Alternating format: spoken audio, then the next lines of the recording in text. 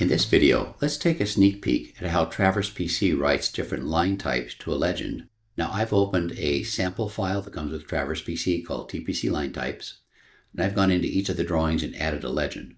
Now, I put line types in here by simply coming up to a line, I right-clicked it, and then I chose this Add to Legend.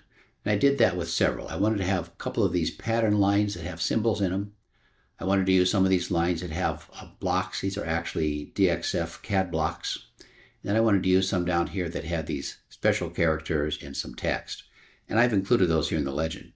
The other thing I did in the legend, and I'm going to double click it to open the properties, is that I added more width here. There's a symbol width factor. So Traverse PC has a minimum width required for the symbols in the legend.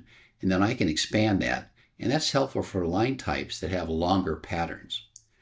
Then you're going to notice that Traverse PC took this fence X. And you see how long this first line is before we get to the text?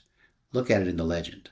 Traverse PC has shortened that first line segment so that it would fit in the legend, even if the width was smaller. And we can see that up here for the fence wood, we've got a fairly long segment before we hit the first square.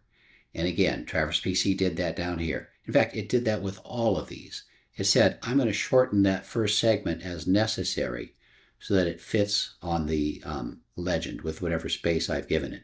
And then, of course, if I need more space, I can go into that symbol width factor and expand that so it's a little bit wider.